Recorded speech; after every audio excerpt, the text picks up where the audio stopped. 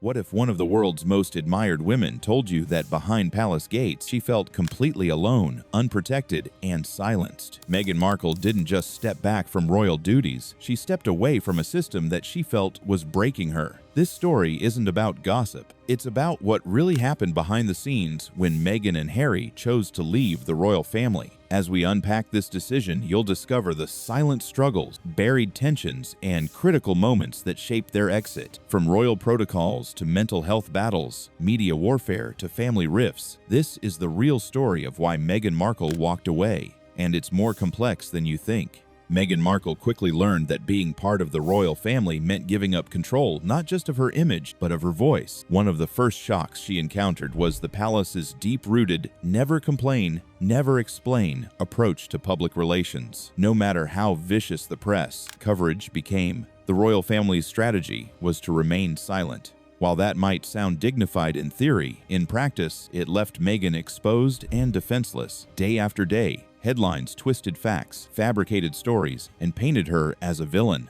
And through it all, the palace said nothing. This silence wasn't just frustrating, it was painful. Meghan came from a world where you speak up when something's wrong. In Hollywood, you have publicists who defend you. In America, you push back when attacked. But in the monarchy, silence was the rule. Even when stories were proven false, corrections were rarely issued. And when falsehoods targeted other royals, the palace was quick to act. Meghan noticed the double standard. Why weren't they protecting her the same way? Over time, this lack of support began to erode her trust in the institution. She wasn't just being left to fend for herself, she was being hung out to dry. The press grew bolder, harsher, more invasive. And each day, the palace's silence seemed like complicity. The impact was deep. Meghan felt isolated and betrayed by the very system that was supposed to support her. The no-comment policy, once seen as a tool for stability, had become a weapon of abandonment. It sent a loud message. Some members of the royal family are worth defending. Others are not. For Meghan, that message couldn't be ignored. It marked the beginning of the end. From the moment Meghan Markle's relationship with Prince Harry went public, the British tabloid press zeroed in on her like a heat-seeking missile. It wasn't just curiosity, it was relentless, often cruel, and deeply personal. What should have been a fairy tale romance turned into front-page warfare. The headlines weren't just aggressive, they were racially charged, laced with dog whistles and condescending tones that painted Meghan as an outsider who didn't belong. Her every move was dissected, her motives questioned, and her background dragged through the mud. What made it worse was the double standard. When Kate Middleton cradled her baby bump, she was celebrated as a glowing mother-to-be. When Meghan did the same, she was accused of being vain and attention-seeking. If Meghan closed a car door, it was unroyal. If she served avocados, it was somehow linked to human rights abuses. These weren't harmless quirks of media coverage, they were coordinated takedowns. And behind the scenes, Meghan knew these stories weren't just appearing by accident. Some felt too personal, too specific, to be anything but leaks. Meghan wasn't naive about fame. She had dealt with press attention before as an actress, but this was different. It wasn't just about her, it was about her race, her American identity, her very existence in a centuries-old institution that wasn't used to change. And the palace? It stayed quiet. When Prince Andrew faced serious allegations, the coverage was almost polite. But Meghan, who simply wanted to live and serve, was being destroyed day by day, and there was no protective wall around her. The real damage wasn't just public, it was emotional. The constant scrutiny, the personal attacks, and the twisted narratives began to take a toll. Meghan admitted later that she rarely left the house. She started feeling like she was being hunted, and in many ways, she was. Harry saw it too. The media circus was echoing what his mother, Princess Diana, had endured. He wasn't willing to let history repeat itself. At some point, it became clear. The tabloids weren't going to stop, and the palace wasn't going to help. Meghan and Harry realized that if they wanted peace, they'd have to walk away from the battlefield, and that meant leaving the very institution that was supposed to protect them.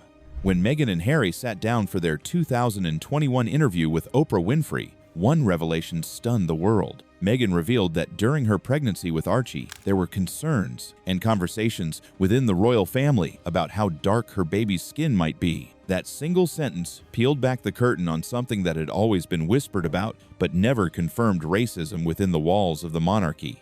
To Meghan, the conversation wasn't just offensive, it was heartbreaking. She wasn't asking for special treatment, she was asking for equal humanity. She and Harry didn't name the person involved, choosing to protect them, but the damage was already done. The idea that race was even part of a discussion about their unborn child spoke volumes. It shattered any illusion that Meghan's struggles were purely about protocol or press. This was deeper. It was about belonging, about identity, and about how far the royal family was willing to go to maintain its image of tradition and purity. The racism didn't stop there. The press amplified it, often subtly, sometimes blatantly. Meghan's mother, Doria Ragland, was constantly referred to as the yoga instructor from the wrong side of town. Meghan herself was called exotic and ambitious in tones that dripped with coded bias. Even her fashion choices were dissected through a racial lens. These weren't coincidences, they were patterns. The message was clear. Meghan was different, and that difference made her a target. Behind closed doors, the conversations about Archie's potential skin tone cut Harry deeply. He had spent years advocating for inclusivity and understanding, and now, inside his own family, he saw prejudice rear its head. It wasn't just one comment, it was what it represented, a centuries-old institution struggling to reconcile its public face of modernity with private, outdated attitudes.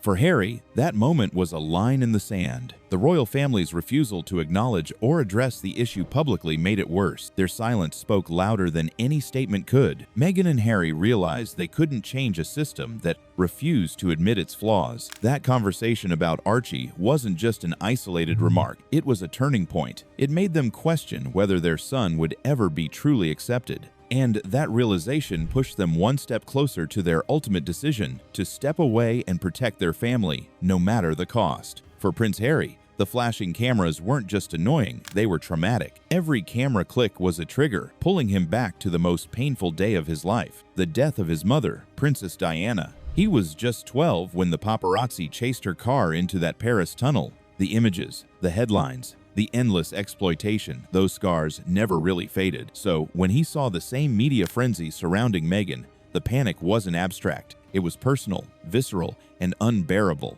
Harry had always spoken openly about the impact of losing his mother and how the relentless press intrusion shaped his childhood. For years, he struggled with anxiety, anger, and bottled up pain. He joined the military partly because it gave him structure and purpose, something the royal world never really did. But therapy helped him see how deep his trauma ran. And when Meghan entered his life, everything resurfaced. Watching photographers chase her, seeing false stories splashed across tabloids, it felt like déjà vu. Only this time, he had the power to stop history from repeating itself. Inside the palace, Harry's growing frustration over the lack of protection for Meghan was seen as emotional, even overreactive. But from his perspective, he was trying to save his wife from the same fate his mother faced. He often spoke about how the press drove her to her death, and he wasn't exaggerating. He could see the same pattern forming: harassment, isolation, and the monarchy's refusal to step in. The institution's cold detachment clashed with his very human fear.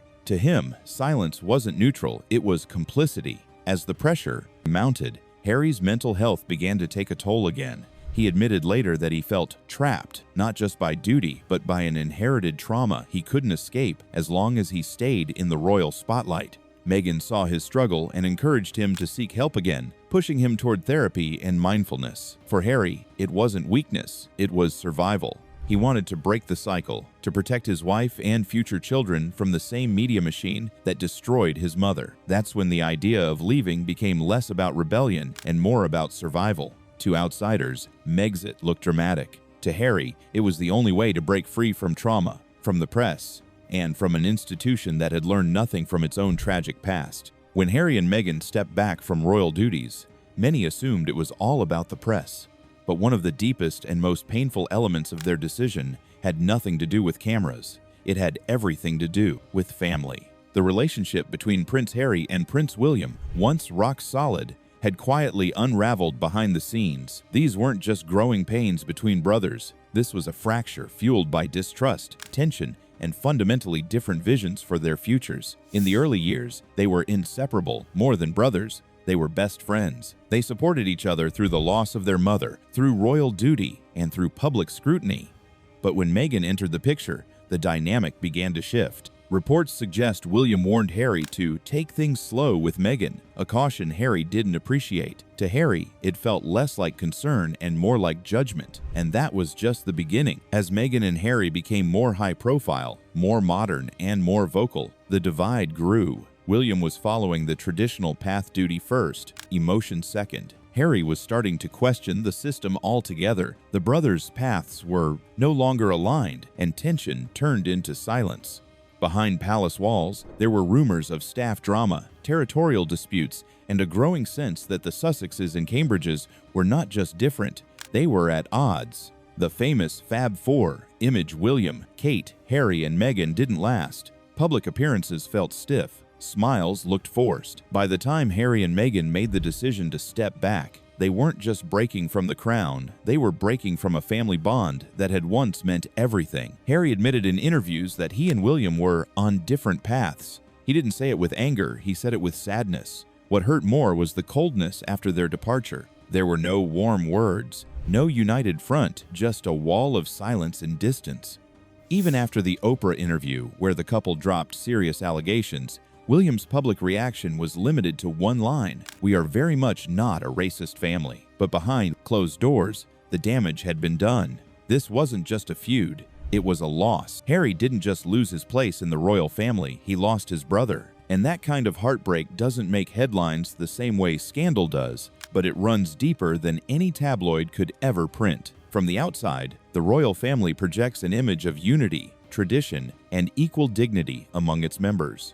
But once Meghan was on the inside, it became clear that not everyone played by the same rules or got judged by the same standards. What really got under Meghan's skin wasn't just the harsh treatment from the press, it was the blatant difference in how she was treated compared to other royals, especially Kate Middleton. Everything Meghan did was scrutinized. If she wore a designer dress, she was called extravagant. If she showed emotion, she was labeled dramatic or unstable. And the most glaring contrast, the infamous bridesmaid dress story. Reports claimed Meghan made Kate cry before the wedding, but in the Oprah interview, Meghan revealed it was the other way around. Kate had made her cry. Meghan forgave her, but the palace did nothing to correct the narrative. The false version ran wild for months while Meghan stayed silent, waiting for anyone to step in. No one did. It became a pattern.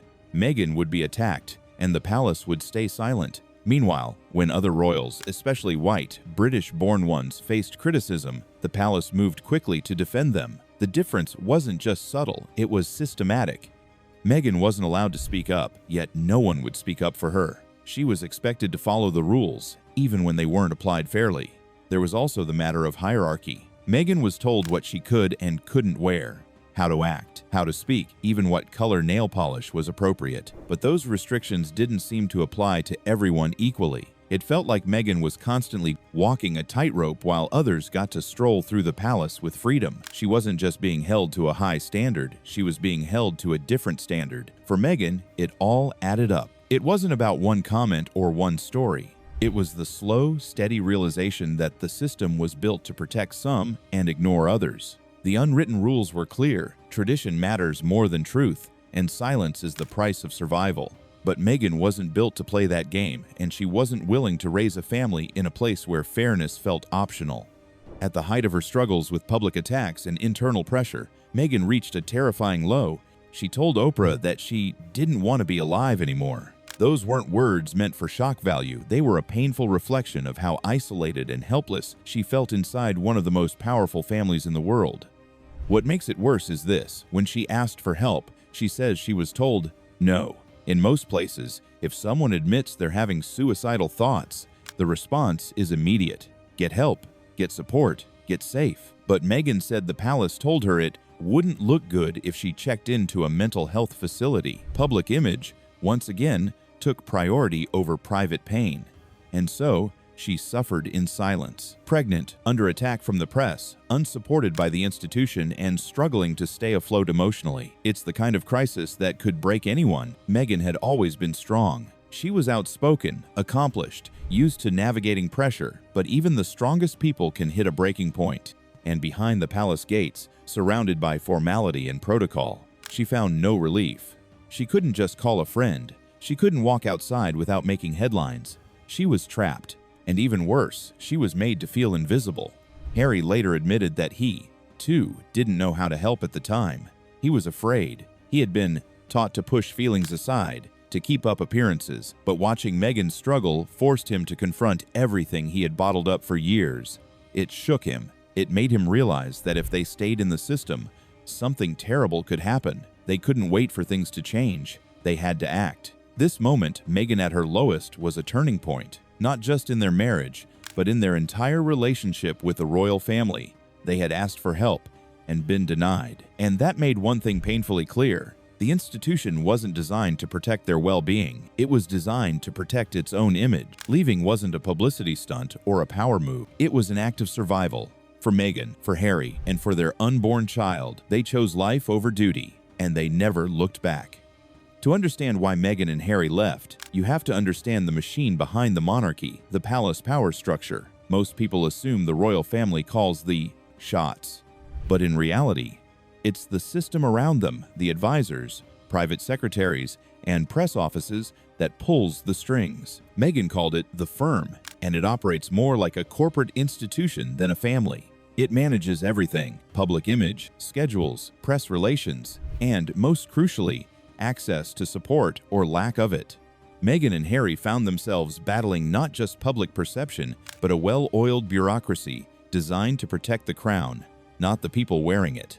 Every request they made, from media corrections to mental health support, had to go through layers of advisors, and many of those requests were either denied or ignored. Meghan quickly realized that titles and status didn't mean much if the people running the system didn't want you to succeed. What frustrated them both was how selectively the institution operated. When damaging stories about other royals emerged, the palace communications team was quick to squash them. But when Meghan was falsely accused or attacked, there was either silence or, worse, subtle leaks that added fuel to the fire. It became clear that not all royals were treated equally within the machine. There were also internal politics power plays happening behind the scenes that the public never sees. Different royal households had different agendas. Harry and Meghan's popularity threatened the hierarchy. They were modern, relatable, and globally admired, something that didn't sit well with everyone behind closed doors. Instead of being embraced, their influence was treated like a liability. And let's not forget the invisible contract between the palace and the press. The royal family needs the media to maintain relevance. In return, journalists get access sometimes in exchange for running or killing certain stories. Meghan and Harry, who didn't want to play those games, found themselves on the outside. And when you challenge the system pushes back. This power structure, cold and calculated, left little room for compassion. Meghan and Harry weren't just leaving family, they were leaving an institution that they felt was actively working against them. And once they realized the inner circle wouldn't change, their choice became simple: step away or be swallowed by a system that never had their back in the first place. One of the most fundamental tensions Meghan faced during her time in the royal family was the battle between royal duty and personal identity. From day one, she was expected to fit into a centuries-old mold, to show up, smile, keep opinions quiet, and follow protocol. But Meghan wasn't built for that kind of silence. She had spent years using her voice as an actress, a humanitarian, and a public advocate. Giving that up wasn't just hard, it felt like erasing who she was. The royal role comes with expectations. Don't be political, don't be controversial, don't be too visible unless you're told to be. But Meghan had always used her platform to speak on issues that mattered: gender equality, racial justice, mental health, poverty.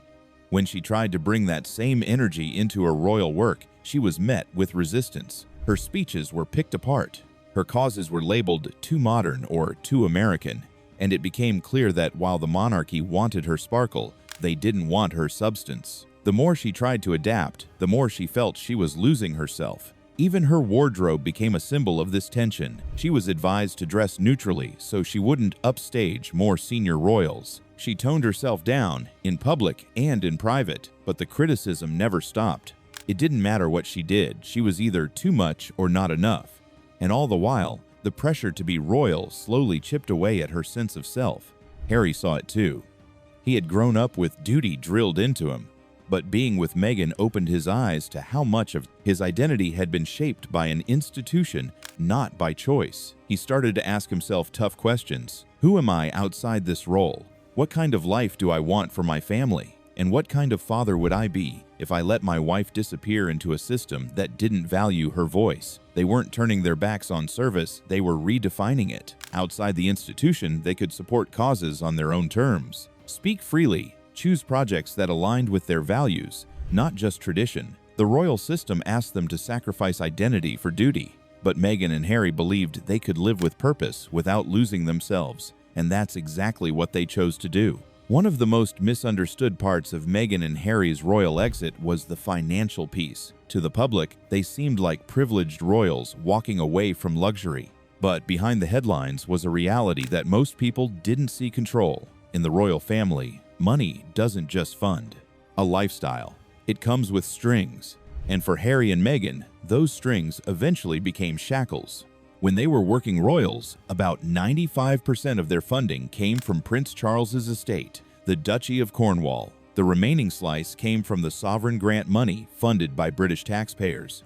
While that sounds generous, it meant that their housing, travel, security, and even wardrobes were tied to their royal roles. But here's the catch. With the money came total institutional oversight. Where they went, what events they attended, how they spent their time, it was all shaped by the palace machine. When Meghan and Harry made the decision to step back, they weren't just giving up titles, they were giving up all financial support. The moment they left, the funding stopped completely. Even their security, which they viewed as a necessity given the global attention and threats, was pulled. That decision stunned Harry. As a prince and a veteran, he thought that basic protection for his family would remain. But it didn't. They were left vulnerable and responsible for everything, all at once. This wasn't just about cutting costs, it was about cutting control. If they wanted true independence, they had to earn it. That's why they signed major deals with companies like Netflix and Spotify. Those deals weren't cash grabs. They were strategic moves to build a sustainable future on their own terms. The public reaction was mixed. Some accused them of cashing in on their royal connections. But what those critics missed is that Meghan and Harry were finally free to create projects they cared about without having to ask for permission.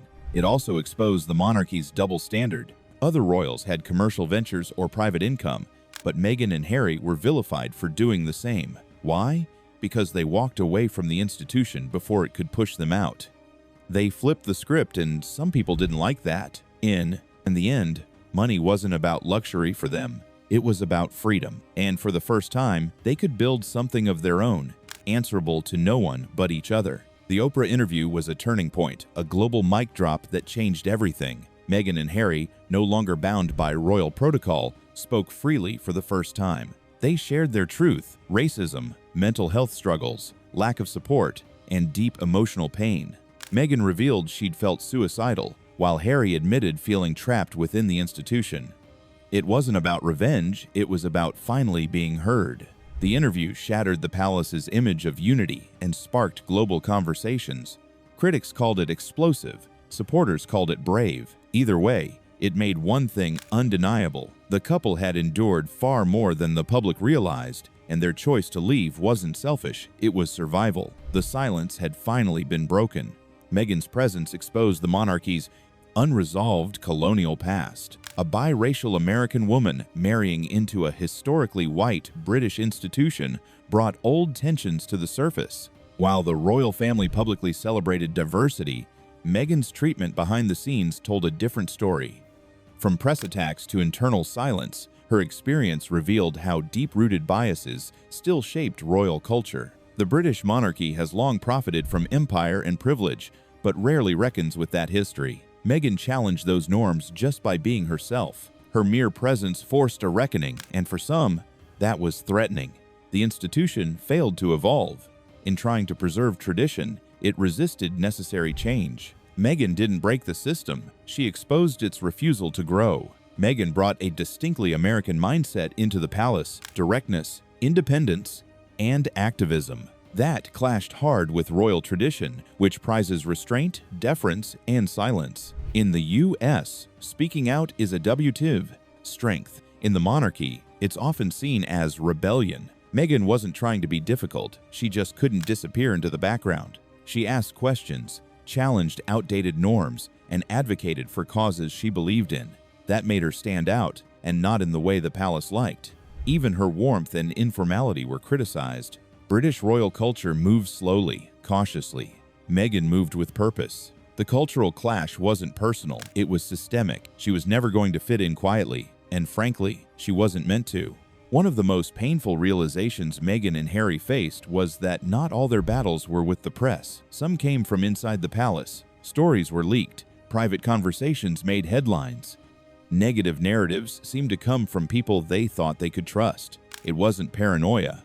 It was a pattern. The couple began to see how palace insiders could manipulate the media to shift blame, protect certain royals, or manage optics. Meghan, often the scapegoat, felt betrayed. Harry, raised within the system, was devastated. Loyalty meant everything to them.